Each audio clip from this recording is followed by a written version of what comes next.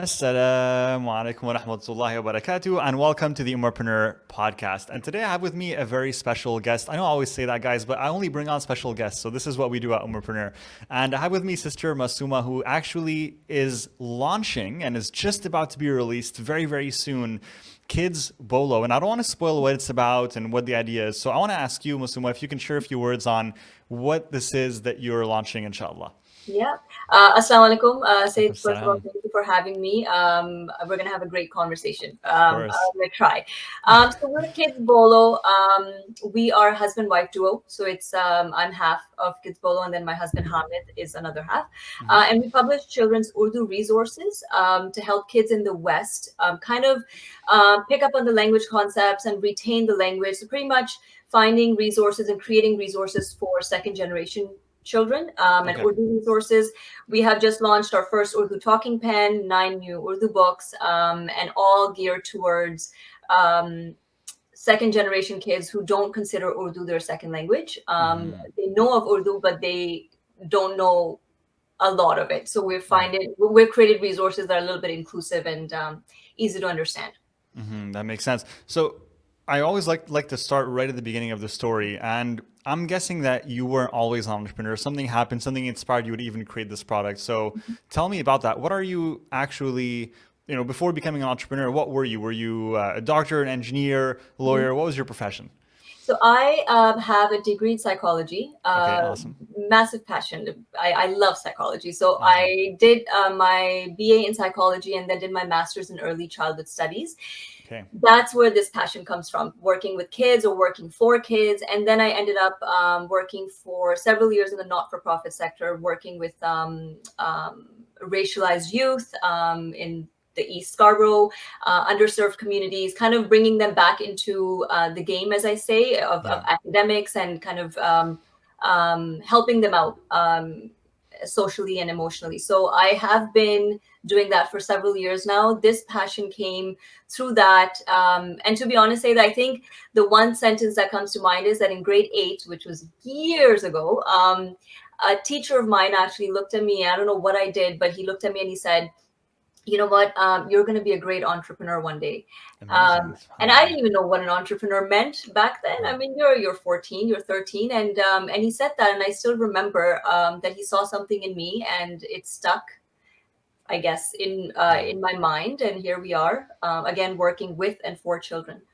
Amazing. So I really love that, mashallah. So it's the reason why I asked that is because it's interesting. Sometimes it doesn't always happen, but sometimes someone's background, and I think that's when the best businesses are built. Really, is when your background professionally in your career ends up aligning with what you end up doing in your business. And a lot of people think that, oh, my business should be completely different from what I normally do in my day to day. I'm doing, let's say, engineering, but I'm going to build this product or this hijab business or, Yeah, this online store. And it's these two drastically different things. Whereas, something that when you do something that aligns with what you've always been doing, number one, it's easier because you're an expert. You already have that experience. You have that industry know-how. And number two is that it perfectly aligns with your journey and, yeah, just your natural step forward. So it's really beautiful to see how, this is almost a continuation of what you've always been yeah. doing. So what sparked it? What was that moment? Do you recall the specific moment when you came up with the idea for Kids Bolo, when you had that image in your mind that this is something that I should create? Yeah, absolutely. So it's related to my husband. To give you a little bit of history, so I was born in Pakistan, Yeah. stayed in Pakistan till I was 12. So I knew how to read Urdu. I was taught how to write Urdu, so it was fine. My husband, however, he was born in Pakistan but lived in the Middle East till he was 12. So he can read Urdu, but he was very he paused a lot. Mhm. The specific moment, if I had to pinpoint, was I think when we asked people, when family would go back to Pakistan and would say, can you please bring back some Urdu storybooks for our kids, and they would bring them back, and we very thankful for for having those books, but they were all in Urdu script. So there was one specific moment where at night we would be reading these books to our kids, and I would be kind of skimming through them, and then comes my husband, and he would pause many, many times to the point of losing the plot. And he would be wondering, well, my kid has lost interest now. And that was the point where we both sat down and we said, you know what, there has to be a better way. There has to be a better way where my child is connected to the books and so am I, right, as a parent. And that's when we said, okay, you know what, let's create these books in Roman Urdu, which is writing the Urdu script alongside the Urdu traditional script, writing it with the English alphabet. So now kids can also pick up on it. Parents who don't know the script can also read it. That was the pivotal moment one night where we said, yeah, let's think about this in a different way. Absolutely. Yeah, and it's really it's nice to hear that, because every great business is built on a problem that you initially are trying to solve for Yeah. yourself, and then you decide, well, what if other people are facing the same problem? Let me go ahead and build it. Now, you did something very unique, Masooma, which is really impressive, and I really enjoyed it when I saw it. You didn't just say, I'm going to release another children's book. You didn't just say, I'm going to teach them the Urdu script in a certain way where it's easier to understand, which is normally what people would default to. You then created a very unique and differentiated product where you have this talking pen. So tell me about that. Tell me, how did you even come up with this? So that's our passion project. We are so excited for this. You have no idea. We've been excited for this since the moment we came up with this idea. So the idea is a novel, right? Like the other languages have done this. We have the talking pen for Quran, right? So Yeah. that concept exists, but it has never been done before for Urdu. So, and thankfully, and I always say, Allah ka shukr that, we're connected to Arabic in that sense as well, where we knew a talking pen existed for the, reading the Quran. So we said, you know what, let's just do something for Urdu. Connect it. We're living in a generation where we're very technology focused, right? Kids are on iPads, kids, we're competing with a lot of cartoons and a lot of games that are not in our language. So we said, you know what, Correct. let's create something, which is a talking pen, that if a kid picks up our book, it's not an overwhelming product. What they can do is that they can look through a book, even if they have no idea what they're reading, they can use that pen, tap it, and the book speaks for them, right? So we are so excited. This pen has been, we've worked really hard on it for the past year, and every single sound, every single thing had to be coded. Yeah. So we call it our passion project. How did you even go about, and I'm asking you this because this is an entrepreneurship podcast, and I know people listening to this are super curious, right? Because they come up with great ideas. They're like, I have this idea for a hammer or this thing or whatever, and I want to create it. But how do you go and create a product when you come up with a product? What was your process? Yeah, so we actually, the first and foremost process, we've always had this process, is that when we come up with an idea, we make sure that we have research to back it. If it's a brand new product, then when I say research, it's pretty much market research, right? Like talking to other parents, talking to kids, asking them, hey, we're about to create something. Does this even make sense to you? Is that something that you're excited to envision, right? First and foremost, we did market research. No problem.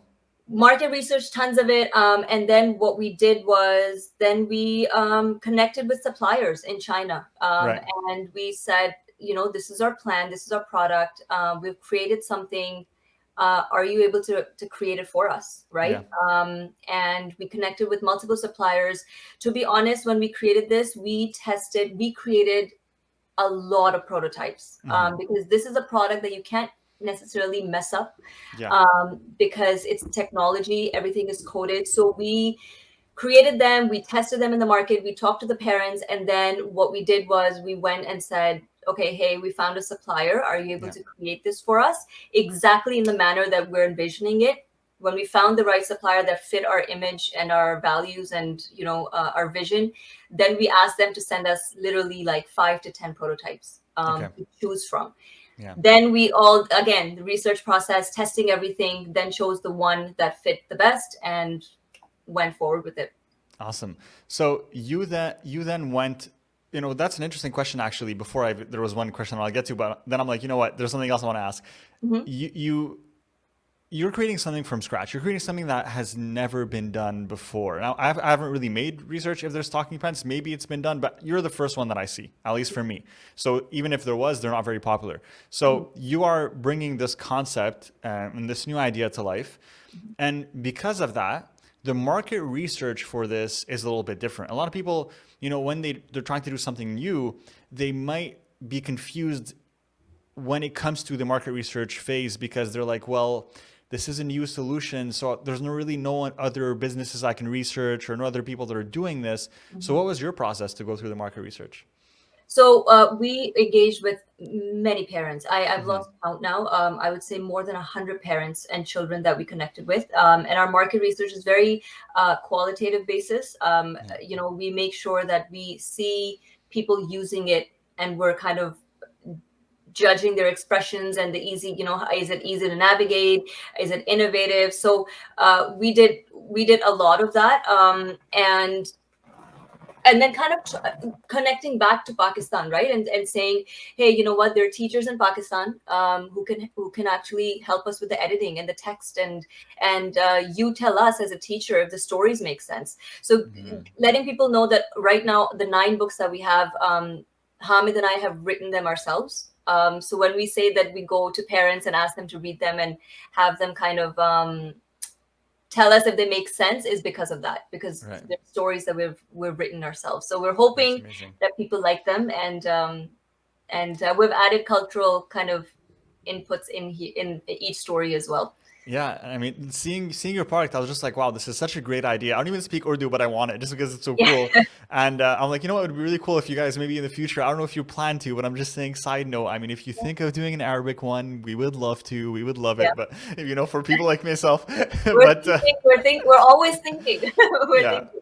Yeah, exactly. Because it's such an amazing idea. And I think it's such a cool and fun way to have your children learn a language, because not only now, and we kind of know this, and I'm sure you know this as well, being an educator, in that the more you can provide information through different channels, right? So whether it's audio, whether it's visual, like through reading, the better the information retention becomes, right? They can retain that information better. So not only now are they reading, but they are hearing the words, they are listening as well, and that doubles the learning process. It speeds it up. It helps them retain it for longer. So there's only benefits really to having that as an addition. So it's really nice, mashallah. So you are launching this soon. Do you have a release date for this product, or not yet? So pre-orders have started already. We officially launched March 1st. Okay. And right now we're doing pre-orders, and people should have this product in their homes, inshallah, beginning of May. So it has launched. We have released everything that is related to it. So So you are using as well crowdfunding as one of the ways to essentially release or launch, have that first wave of launching your product, where it's the first release to the people and they can pre-order it and they'll get it shipped. And that's kind of like that. Not only does it help you build that hype initially, but it also helps you get the funding necessary to place that initial huge order to your manufacturer, right? Which is so key when you're building a physical product like this. So it allows you to get the funding, and then with that funding, you can go place the order and you can manufacture more and you can release it. So for you, what was it that sparked the idea of going for a crowdfunding campaign as the way to launch this product? You know what? Exactly the points that you said already. It's that concept of, so we started hyping it up. I use the word hype because for a crowdfunding, you have to kind of hype up 100%. the product months before. So we started 2 months before March 1st. And we just kept telling people what's coming, right? What's coming. This is an innovative product. We kept, for the last year, we've been collecting emails, right? We've been making sure our database in terms of emails is solid. Created hype, and then we chose crowdfunding for the reason that you said, that it gives you that financial means of kind of envisioning and strategizing what's to come. And it gives that, that 1 month is crucial in terms of pre-orders and that. So we went with crowdfunding for that reason, that we're making sure that during this month we are giving the lowest prices possible. That's the benefit of pre-ordering. And also because we can get it in bulk, right? We can see that, hey, is there even traction? Is there even response? And mashallah, alhamdulillah, the response has been amazing. Did you expect that? I mean, just to reveal, do you mind sharing with us what you guys are? What was your initial target, and where are you at right now?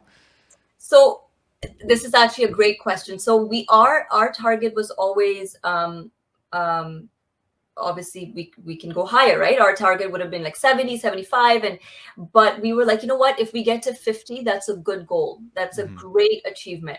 Yeah. Then literally a week before the campaign was going live, you have self-doubt.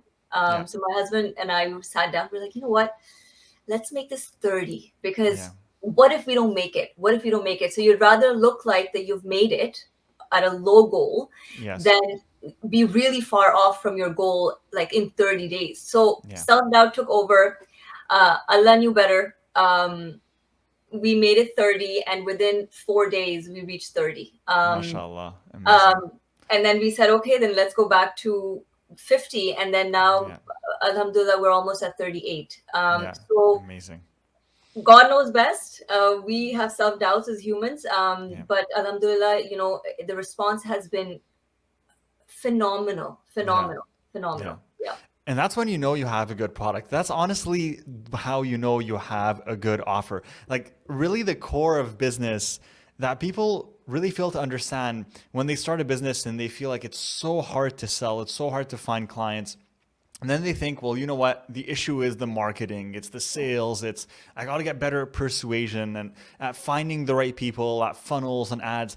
But really, when you have a great product, when you have a great offer, right? And the offer can be a product, it can be a service. When you have a great offer in your business, you're telling people, I'm going to solve this problem for you, and this is how we're going to solve it. And they can feel that they see what it is they're offering, and they can truly see how it solves their problem. And for you to solve the problem of teaching children how to learn Urdu as a second language and helping them do this in a way that is fun, that is engaging, that is easy, that is simple, that increases information retention, they can see that and they're like, wow, this is the best way to solve my problem. I'm in, right? It's as simple as that. You have a good product, and people are showing you they have a good product with their money. And that's what matters the most, right? Yes, Yeah. and we can. You have every Yeah. single time someone purchases or someone pre-orders or people take the time out. People are really generous with their compliments, and I'm not saying it's because of our product. It's because Yeah. they're just generous.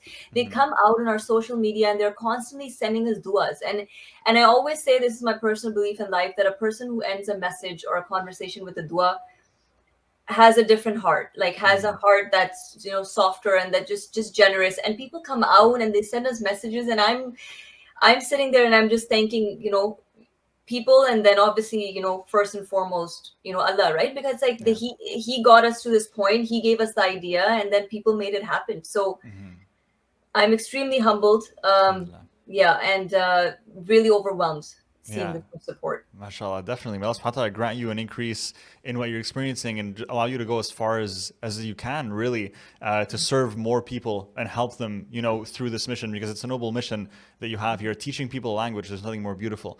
So I want to talk a little bit about the crowdfunding, right? A lot of people listening to this might be curious about launching their own crowdfunding campaigns. Hey, maybe that's a good way for me to launch my business or launch, the next thing that I'm going to do. And I won't lie, this is something that we are considering for an upcoming software that we're currently working on. And so I want to ask you, we did a lot of studies on what it takes to create a proper crowdfunding campaign. And it's definitely not as simple as just being like, hey, that's my product, invest. It's a lot more than that, right? Now, I don't want to spoil what we've learned so far, because I want you to share your learnings. What did you see was the most important thing about creating a successful crowdfunding campaign? Two things. I would say before the crowdfunding goes live, the amount of work that is required to kind of spread the word, that strategy has to be very, very clear cut and very I say it's not just one branch. You have to create I keep saying database of email subscribers. So every single time we posted something before the crowdfunding began, our call to action was, please subscribe to our email list if you want to know more about the special pricing. Please subscribe. So we ended up having around 3,000 email subscribers, and just through social media, right? And this is in the works of 2 months of just asking people. And then I think the second part is that once the crowdfunding goes live, I think that's when the work gets in some shape or form harder, because the first week, as I'm sure everyone knows and too, the first week of the crowdfunding, is strong, Yeah. then the last week of crowdfunding can also be strong. The middle is where you have to find innovative and creative ways to reach out to people, right? Where people who haven't purchased yet will say they have 2 weeks left in the campaign, we'll come back at the last week, right?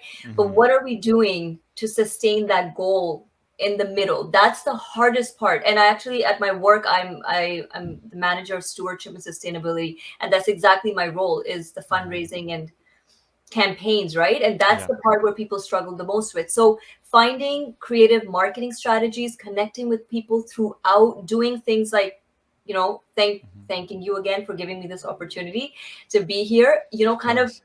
putting these things in throughout the campaign, like making sure your schedule is packed before the campaign goes live. And I cannot stress that enough for a successful crowdfunding, for sure. Yeah, definitely. Those are some amazing tips, and I actually learned a lot listening to this. And I'm gonna send this episode to my team. I'm like, guys, we need to hear this out. This is so important. One thing as well that I loved, and that I want to add on top of that, which is a little bit more specific, but you executed it beautifully, is that within your crowdfunding campaign, you are inspiring people to take action by sharing with them the story behind the product or business, right? And that is so important, in that it's not just about an Urdu talking pen or children's books. It's about the story behind what it means to have this product and why it's important and why we should teach our kids Urdu and how this is going to make your lives easier to do this, and the difference you're going to experience when you buy this product in your family and with your kids as you're teaching them Urdu. And that's the focus, right? The result that they get. Yeah. And Absolutely.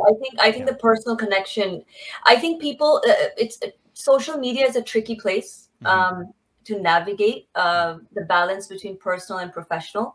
And I think, and there's no harm in, if you're promoting something professional, connect people with the personal aspect of your business, right? Because connect with their emotions. Like, the why is so important, because people are giving you their money, right? And you have to let them know that there's, we've worked hard on this, but we started doing this for our kids, but we realized very quickly that this is for all of our kids, right? It's not just exclusive. And why just one language? We might expand into other languages. So I think absolutely that personal connection is key. 100%.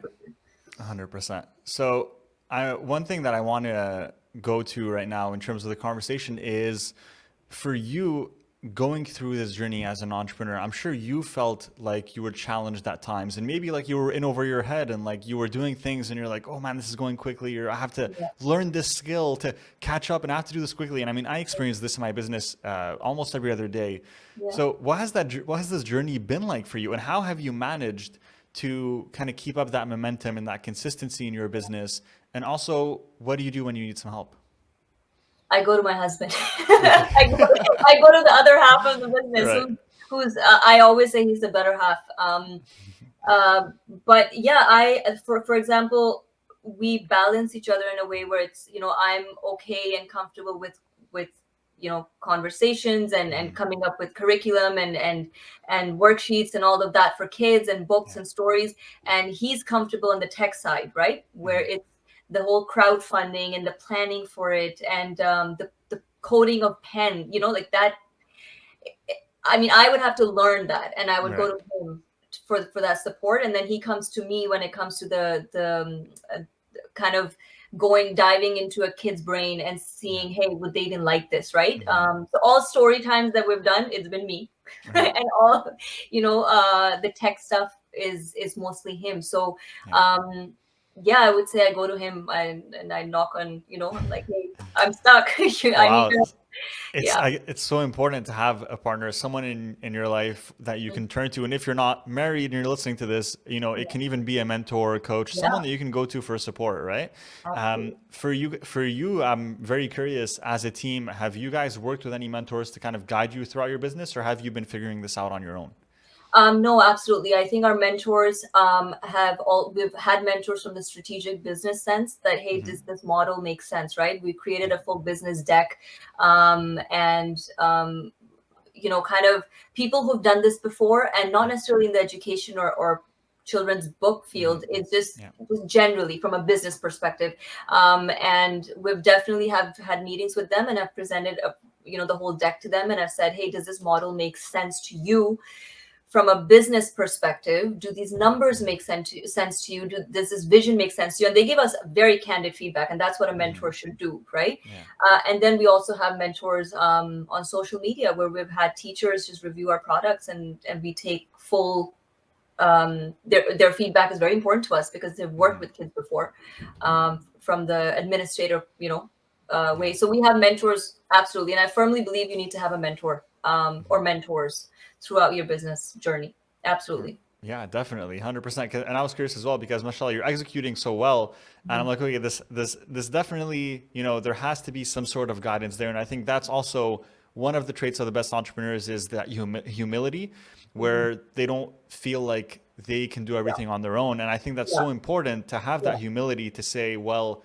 I do need that outside advice, I do need that help, I do need that support, because that's what's going to allow me to reach my goals faster than if I were to always try to go through that trial and error process on my own.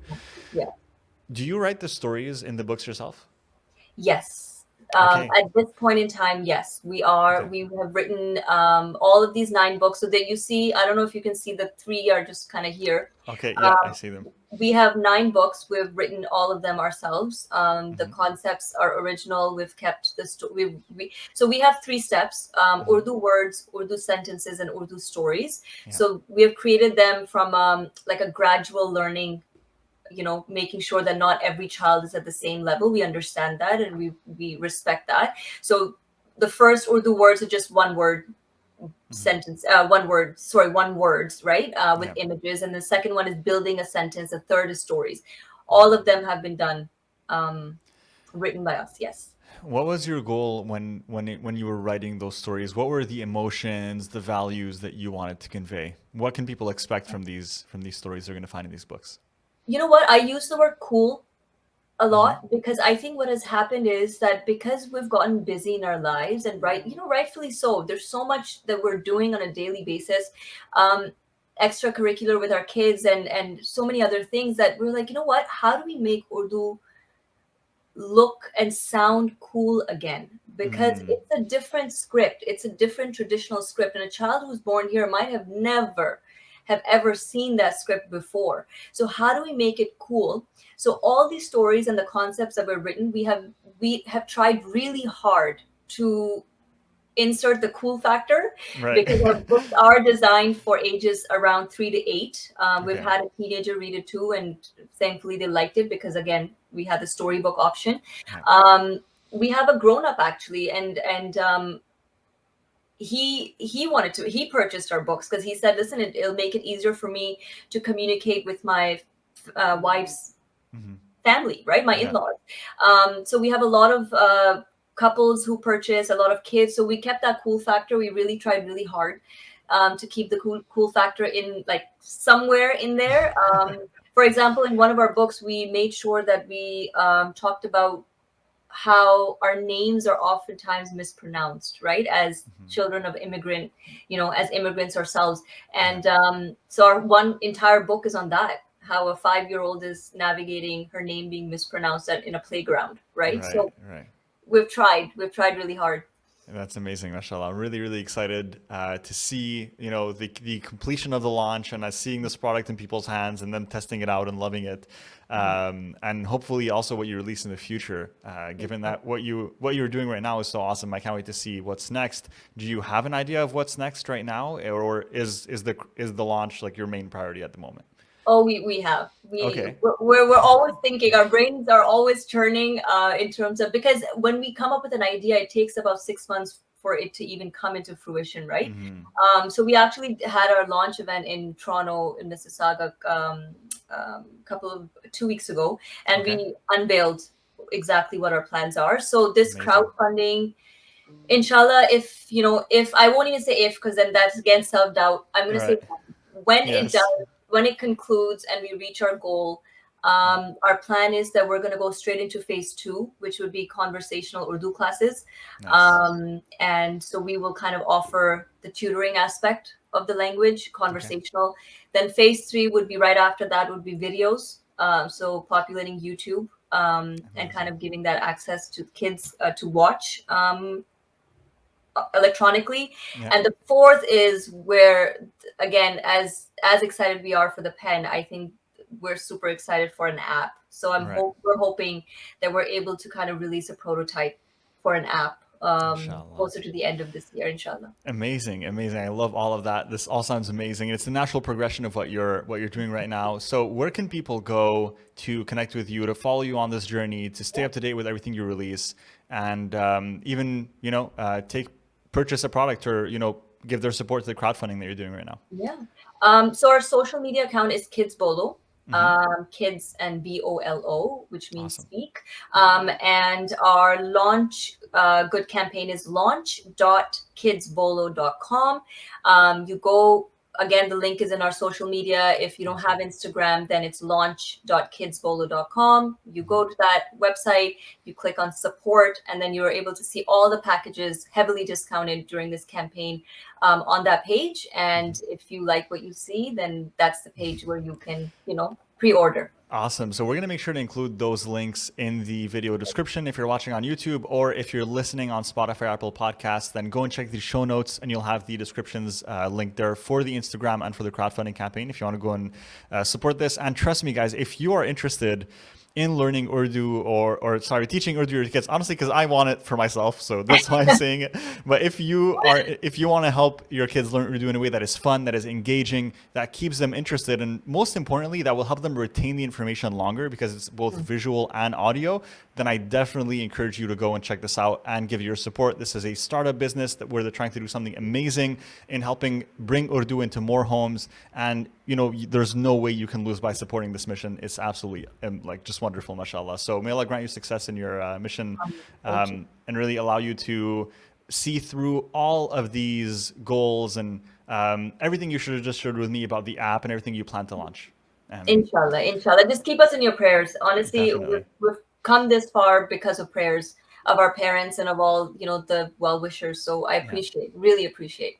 Awesome. The pleasure was definitely all mine. Jazakallah khair for joining me on this podcast. It was a beautiful conversation. Thank you for having me, Sayed. Thank you so much. It's my pleasure. And you know the drill, guys. If you enjoyed this episode, we want you to go and make sure that you show us your love and support by rating this podcast. So if you're on the Apple Podcast app, go and give us a rating and let us know how you like it. And if you're watching on YouTube or anywhere else, go and subscribe. Do what you need to do, but show us your love and support, because we take a lot of time to bring you these amazing entrepreneurs and making sure that we share the best value on this podcast. So inshallah, we'll see you in the next one. Take care. Assalamu alaikum wa rahmatullahi.